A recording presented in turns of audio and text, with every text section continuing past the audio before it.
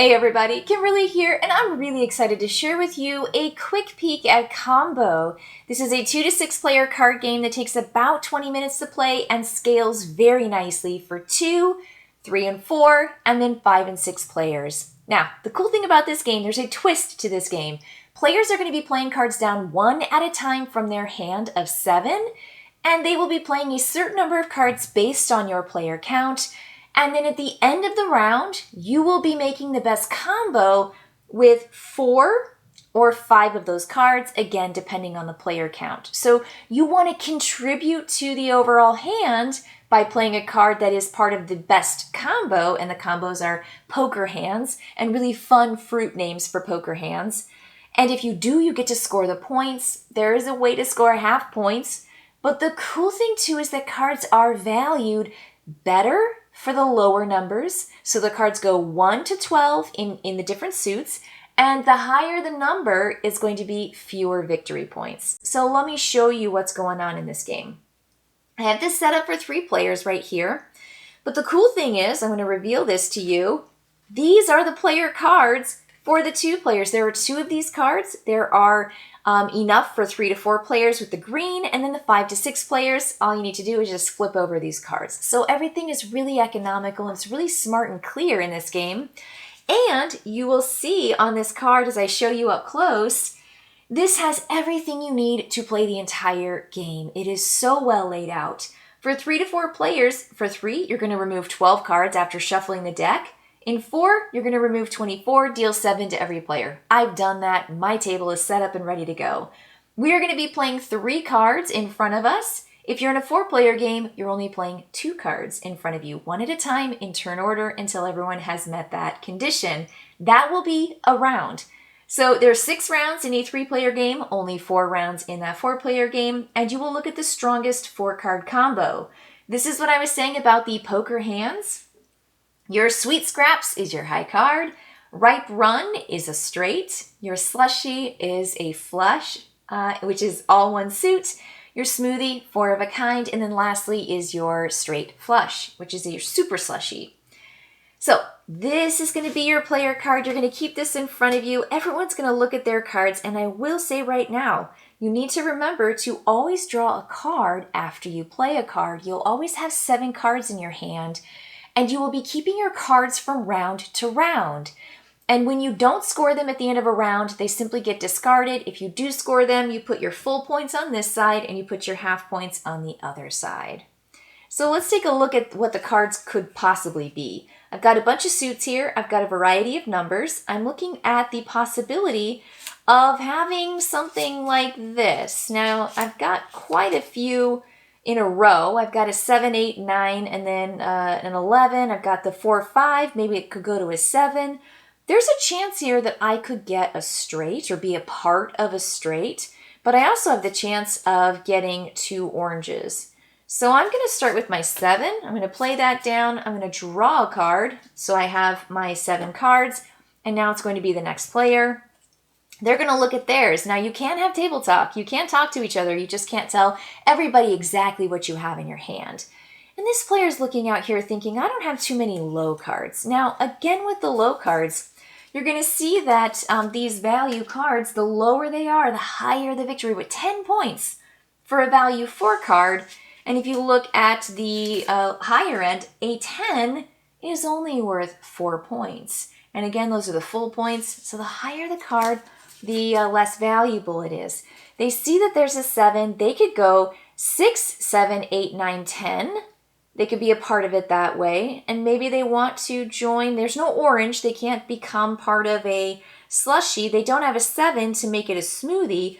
So maybe they say, I'll be in on this. Maybe it's a straight. Again, draw your next card back up. Always take 7. But maybe they can be a part of a straight. Now, a third player wants to join in. And they say, I've got an orange. I also have a couple of these numbers here. Maybe I go in lower. If I keep going lower, then I can get more points. Then if I go on the higher end of it, a 5 is worth 8 points, and then an 8 is worth 6 points. But at the same time, if they go low and everyone else keeps going higher, those are going to be the cards that get picked. So it's risky to play your lower cards, especially when players are playing their higher ones. And there's a chance that there could be some 7s. Let's say I don't want to be a part of that straight necessarily competing, but I could still be a part of it, and I could maybe get the smoothie. This person thinks I have 2 7s, they have a 7. There might be one more 7 out there. This player doesn't have a 7. They can't join it, but they also see the possibility for a straight, and they could go in on the lower end of it. Right now, it's only a 6 and a 7. Let's have them join the straight and go this direction. Now, 1, 2, 3, 4, 5, 6. I'm going to get my 7th card. Let me see here. I got 1, 2, 3, 4, 5, 6. This person says, I just now remembered I need to get my card. So they get their card, no problem. If you ever realize you don't have 7, just draw your card.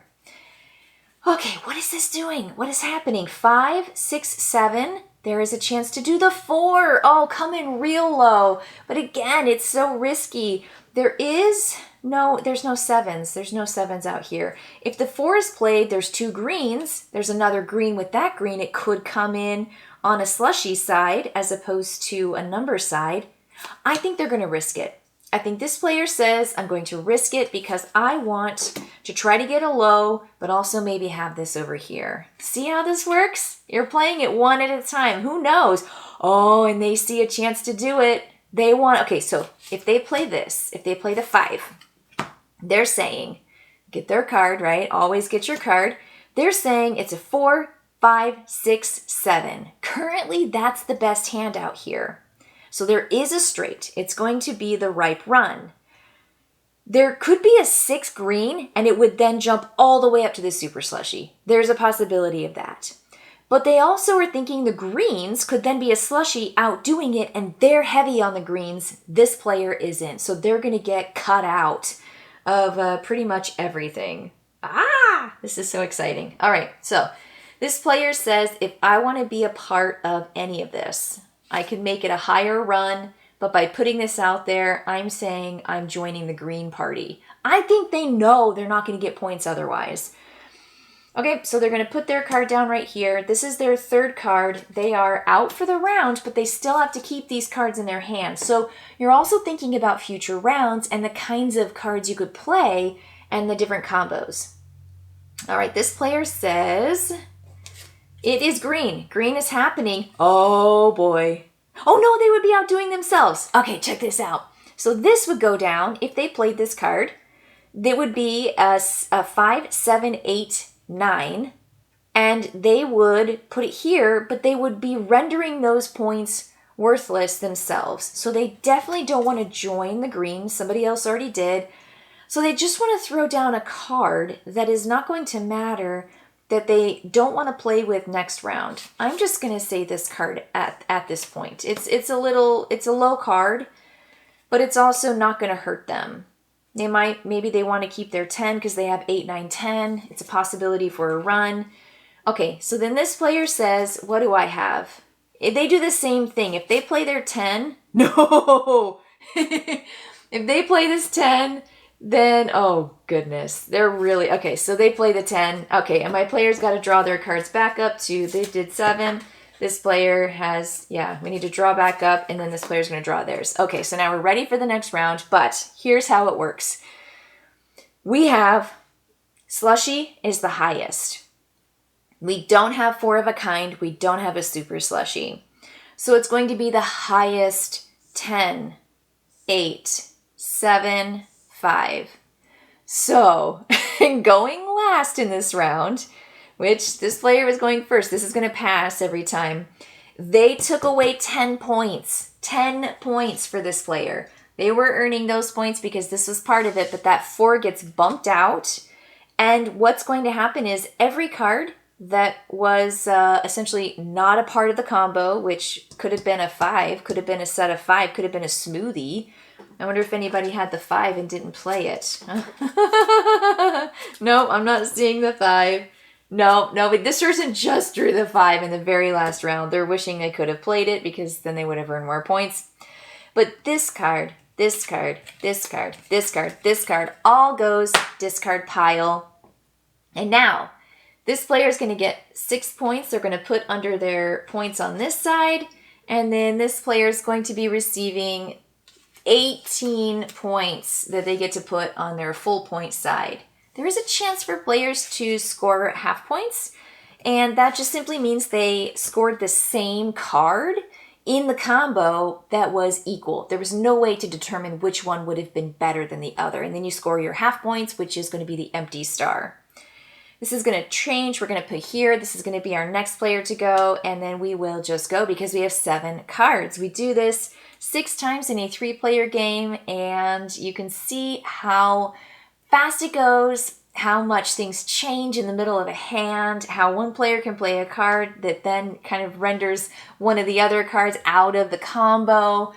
This is really, really fun and fast. I say 20 minutes, it's 20 minutes. And I really do appreciate the range. I feel like it fits so well. And even a 2-player game has a little air of mystery with flipping over cards from the deck that add to the combos that could possibly steal things away from a 2-player game. So it does work quite well.